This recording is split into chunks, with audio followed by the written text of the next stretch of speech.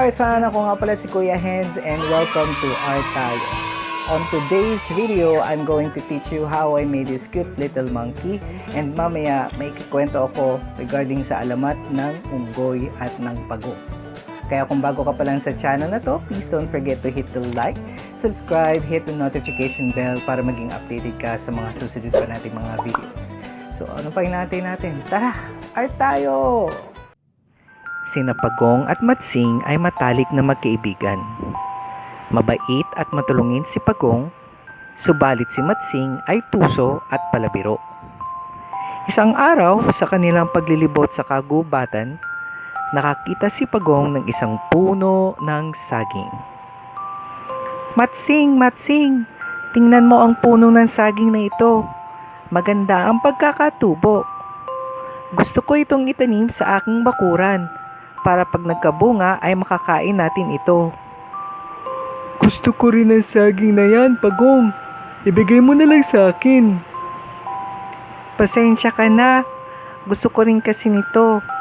Kung gusto mo, hatiin na lang natin. Hatiin? O sige, pero sa akin ang itaas na bahagi.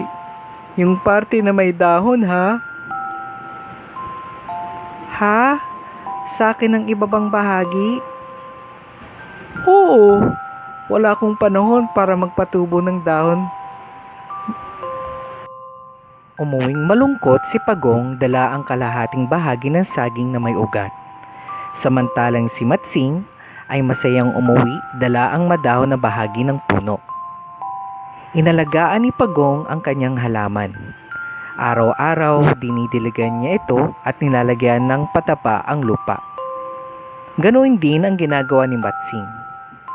Subalit makalipas ang isang linggo, nalanta ang tanim na saging ni Matsing. Si Pagong naman ay natuwa nang makita ang umusbong na dahon sa puno ng saging. Lalo nitong inalagaan ang tanim hanggang sa mamunga ito ng hitik na hitik. Nainggit si Matsing nang makita ang bunga ng saging sa halaman ni Pagong. Aba, nagkabunga ang tanim mo. Paano nangyari yon? Ang aking tanim ay nalanta at natuyo. Inalagaan ko kasi ng mabuti. Sabi ni Mang Islaw Kalabaw, malaki ang pag-asang tumubo ng bahagi ng halaman na pinutol kong ito ay may ugat. Kaya pala nalanta ang tanim. Mukhang hinog na ang mga bunga nito. Halika, kunin natin. Gusto ko sana, kaya lang masyadong mataas ang bunga. Hindi ko kayang akyatin. Kung gusto mo, ako na lang ang aakyat. Ibibigay ko sa iyo ang lahat ng mga bunga. Basta bigyan mo lang ako ng konti para sa aking merienda.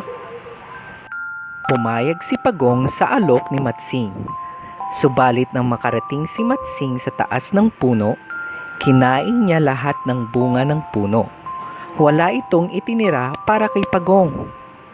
Akin lang lahat ng ito, Pagong. Gutom na ako. Kulang pa ito para sa akin. Nanatili sa itaas ng puno si Matsing at nakatulog sa sobrang kabusugan. Galit na galit si Pagong sa ginawa ni Matsing. Habang natutulog ito, naglagay siya ng mga tinik sa ilalim ng puno. Nang magising si Matsing ay nakita niya ang mga tinik, kaya humingi ito ng tulong kay Pagong. Pagong, tulungan mo ako. Alisin mo ang mga tinik na ito.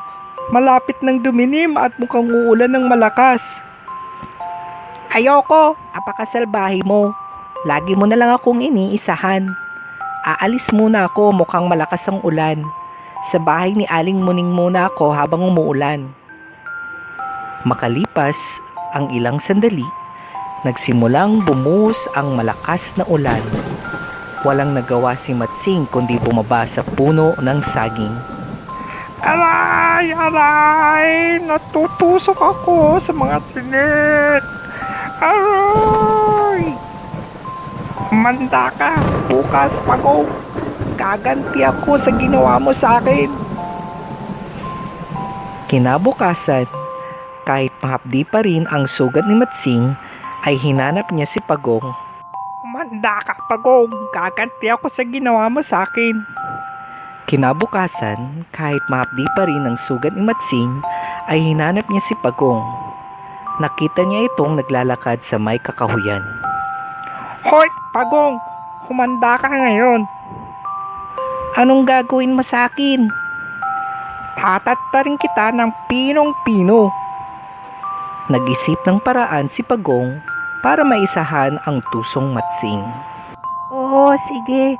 Tattarin mo ako ng pinong-pino at pagputol-putulin nang sa gayon ay dadami at susugurin ka namin mga parte ng katawang kong pinutol mo. Ha ha ha ha. Nag-isip ng malalim si Matsing. Susunugin na lang kita hanggang sa maging abo ka. Hindi ka ba nag-iisip, Matsing? Hindi kami tinatabla ng apoy. Nakikita mo ba ang makapal at matibay kong bahay? Kahit ang pinakamatinding apoy ay walang panama dito. Nag-isip na naman ng malalim si Matsing hanggang sa maisipan niyang pumunta sa dalampasigan.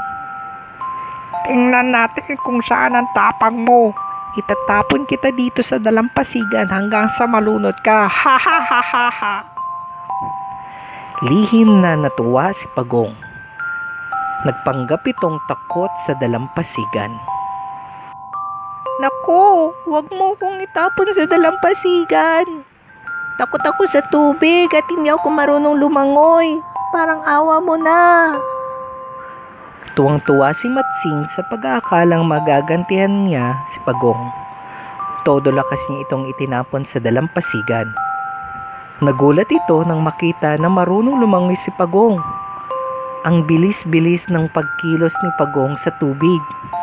Kung mabagal ito sa lupa, ay parang ang gaan ng katawan nito sa tubig. Naisaan din kita, Matsing. Hindi mo ba alam na gustong-gusto kong lumangoy sa dalampasigan at magbabad sa tubig?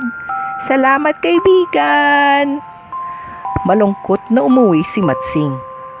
Naisip niya na napakasakit pala na maisan ka ng isang kaibigan. Naramdaman niya kung paano masaktan kapag naloloko ang isang kaibigan. Mula noon, nagbago na si Matsing. Hindi na silang muling nagkita ni Pagong. Kaya mga kaibigan, huwag gamitin ang dunong o talino upang makalamang sa kapwa. Ang iyong mga masamang gawi ay babalik din sa iyo, kaya't huwag gagawa ng bagay na ikakapahamak ng iba. Kahit gaano tayo kagaling, ay darating ang panahong kakailanganin natin ang tulong ng iba. Tandaan, tuso man ang Matsing ay napaglalalangan din.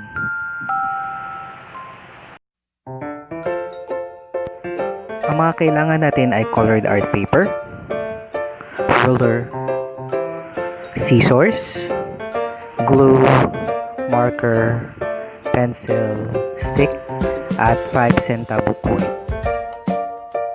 Sa art paper ay gumuhit ng hugis parihaba at gupitin ito.